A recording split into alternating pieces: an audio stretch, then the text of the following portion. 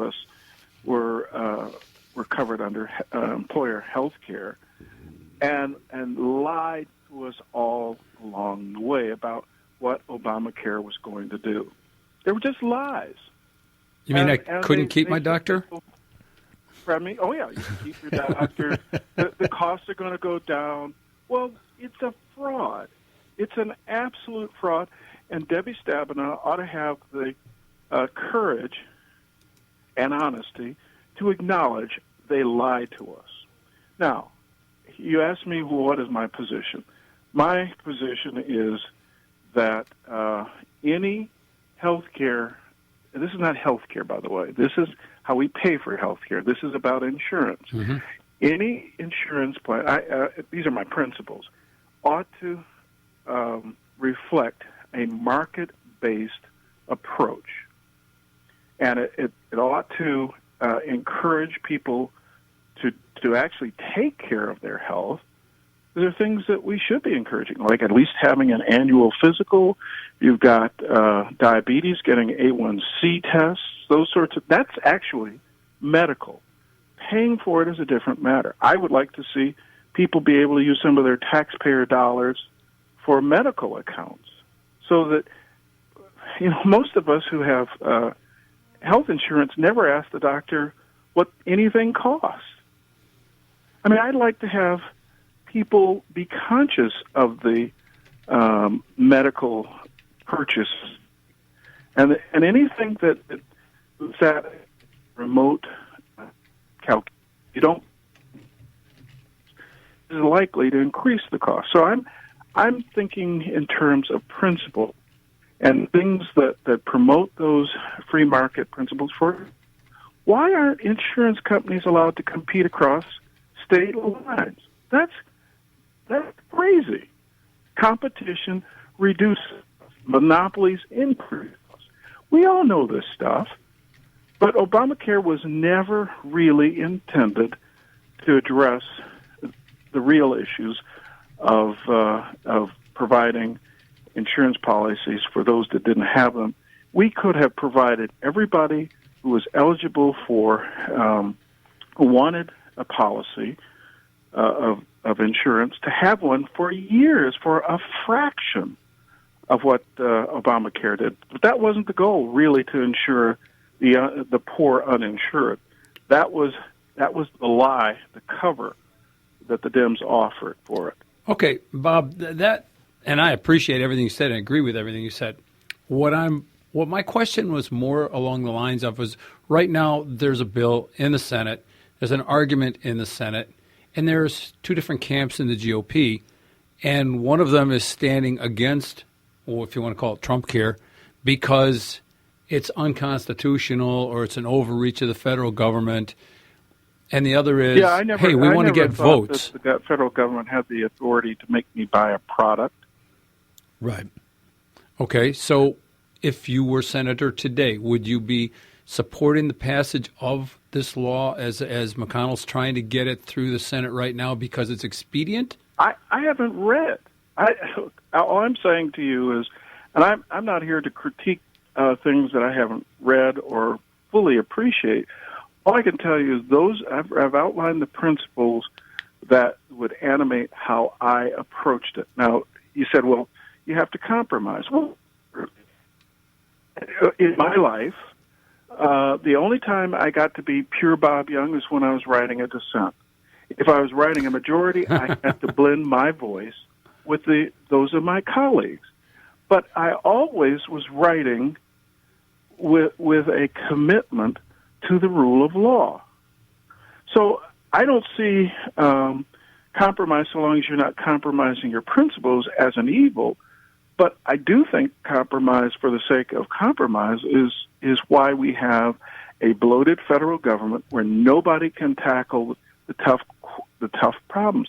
We are spending more money than we have, and we can't keep doing that. We have to start making tough choices about priorities, just like we do in our private lives.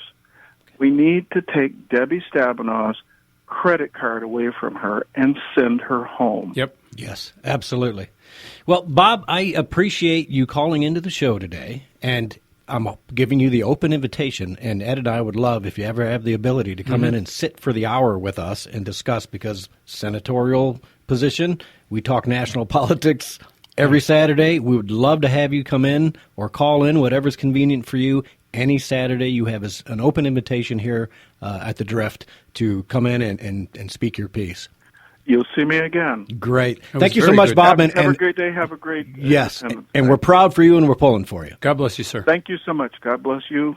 God bless all of us. Great. Thank you. Take care. Bye-bye. Bye-bye. I liked what I heard. I did, too. I mean, Where do so I send the money? I've got He never said where to send the Oh, money. you know what, Derek? Can you look up, see if he's got a website? He does. I've been there. Yeah, let's get the website, and we'll put it out there for him. We'll get Bob back on again, and we finally got somebody who's qualified and good enough to stand up to Debbie Stabenow, so I'm real happy. Let's take a call from Leslie in Grand Rapids. Leslie, welcome to the show. Hi, Gary. Happy birthday. Oh, well, thank you, Leslie. I appreciate it. Well, I had a couple of comments, I guess. We had talked a little bit about mainstream media and the constant lies coming from them, and really just the double standards. And then you have, James Okeefe and Project Veritas exposing CNN this week with the fake news Russia story, and then also, Mika Brzezinski and Joe Scarborough, and all of them feigning virtue, which is kind of comedic, actually, over the president's tweet. Right. So let's do this, Leslie. I'm going to play a track, and I want you to hang on, and we'll get your comments after it. Derek, you got track one ready? Okay, let's play this. This is the O'Keefe group nailing the latest one, Jimmy Carr. Mm-hmm. Carr doesn't have a very high opinion of CNN's audience either. Would it be fair to question I don't want to be rude here, be careful how I put it. You're at least some percentage Irish, Scottish. Would it be fair to question the intellect of the American voter? Oh, no, they're stupid as shit. Like, it needs to be stupid. His harsh words didn't stop there. Now, and of course, the thing that pisses the White House off, because we actually had that awful woman, Kellyanne Conway, the blonde. Who's sorry? Kellyanne Conway. What she look like? Is she the one with She the? looks like she got hit with a shovel. So she looks like she got hit with a shovel. So here's a guy, they're bashing Trump for talking about Mika getting a facelift, and here's a CNN producer talking about Kellyanne Conway looking like she got hit in the face with a shovel. Yeah. The hypocrisy is just absolutely Democratic. huge. It's absolutely democratic. It's definitely democratic. So it's crazy. And Leslie, you're a big tweeter, right? So Yes. you're on tweeting all the time. You're very active, and it just boggles my mind at the stupidity, and that the press thinks it's perfectly okay. They do. They think we are stupid. Yeah. Well, we're not. Yeah. We voted for Trump for a reason, and that's why he's president today, because we've seen that duplicitousness from the media. It's insane. Exactly. Well, exactly. But it's like I said, the double standards. I mean, they can do and say whatever they want. There's zero accountability, and you can see that all over with the Democratic Party, period, all over across the board. They can do and say whatever they want, and the minute you start to fight back, you're the bad guy. They have this ability to turn everything that they do and make it about you, Right. which is hilarious. Yes, absolutely. All right. Well, Leslie, thank you so much for calling in. And hopefully you'll call in again and keep up the good tweets, because we appreciate what you do. It really makes a difference when people get out and spread the word on the Twitter, in the Twitterverse. You know what I mean? Absolutely. Okay, great. Thanks for the call, you. Leslie. Hey, Leslie. All right, take care. All right. Mm-hmm. All right, so I'm ready to scream right now after that, right? And Derek, let's go on, because and let's talk about James Okeefe, right? James Okeefe has absolutely hit it out of the ballpark once again. And these morons keep saying things like, "Oh, you're taking it out of context. You're editing that." No, we're not editing any of that. This is right out of the mouths of the CNN producers and everybody else that this is happening with. So, Derek, we've got track 2, which is Van Jones, who is always the anti-Trumper. Let's see what he has to say about the Russian collusion story that they've been beating for a year now. Carr says it's ratings. And CNN host and political commentator Van Jones says the Russia story is fake news. The Russia thing is just a big nothing burger. Really? A big nothing burger. Right out of the mouth Yeah. of Van Jones. Okay? So it's an incredibly... That's the only time you'll hear him say it on air, by the way. Yeah, he won't say it when he knows Yeah. he's being filmed, right? Who do we got on line one? Derek's not... He's still typing that in.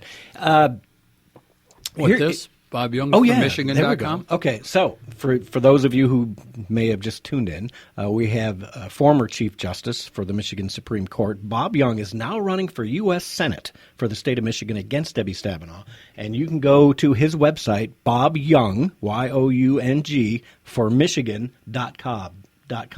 BobYoungforMichigan.com, and make a generous donation and give him any support. If he's looking for volunteers, please do that. And if any of you know other media outlets, spread the word that Bob would like to get a little airtime and get the message out there, because here's finally a common sense conservative with constitutional background to the nines, right?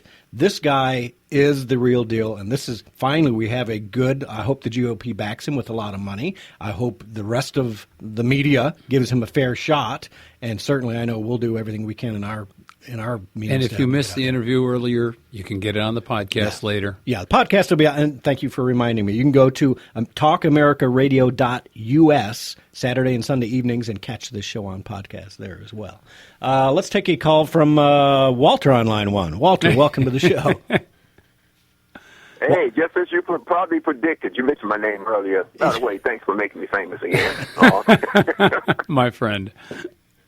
Hey, my God. Hey, I had called maybe a little bit too late to ask Bob Young a question. I heard him actually on the other station a few times, and I've always liked him. But I was going to ask him, what do you think about backstabbing John Roberts? That's the reason we in the mess we in today with this national health care, Obama never did care crap. Yeah, well, we're going to get him on again, Walter, and I'm Justice Roberts? No. We're going to get Justice Bob Young down here into this. Hopefully, get him to sit in the station with us, because we were talking during the break. You know what? We do national stuff. This is a national seat. Let's get him in here, and he can shoot the breeze with us. And I think really that's the best way to find out where somebody's at on the different issues, when you just get into the conversation like we do on this show regularly with our callers and guests. So we're going to get him on again, Walter, and you'll have that opportunity. So anything else you got? Yeah, that national health care would have been done and gone and doomed, damned, and done for if it hadn't been for backstabbing John Roberts, who we thought was on our side. Who also didn't choose to hear the gun law issue, the shell carry issue recently, California. It didn't come before the Supreme Court because he was not one of the justices that would vote for it to be heard. Right. I wouldn't trust him from here to end of my nose, man. That's how much I think about him. But on the Trump's tweets, these first-class devils, man, and the phony-crats, Hippocrats, and all the rest of the crats, they are faker-crats, stinker-crats. They are still hoping for a last-minute Hail Mary to get Donald Trump out of office, man. We know, they are. You guys know, and I know that that's what it's all that about. is what they're doing, Walter. It's going to happen, man. The coup. Yeah, it's the soft coup. It's the attempt to demonize and hit him with allegation and innuendo until they make him ineffective. Look at the lights on that switchboard. Walter, I'm going to let you go because we've got a switchboard that's just blowing up here. See you, Walter. Right. Take care. See you We'll see you. Let's take a call from Mike Langford, host of Guys and Trucks, wants to talk about Van Jones. Go ahead, Mike. How are you doing? Guys with Trucks and Van Jones. Where are we going with this? Mike, are you there? Mike? All right, we lost Mike. He'll have to call back. Or did I put him on hold? I don't know what I did there. Let's take a call from Joanne in Southern Ohio. Joanne, welcome to the show. Oh, thank you.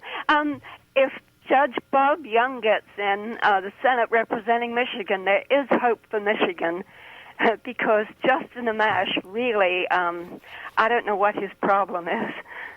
Yeah, well, as the only Republican who voted against Kate's Law and the sanctuary cities bill that just recently passed. And from what I've seen, and I haven't been able to dig deep into this yet, is as he was trying to say there's some anti-constitutional... Yeah, it's pure constitutionalism, yeah. which is what I was trying to get with Justice Young about. But here's not having read the bill, so I'm speaking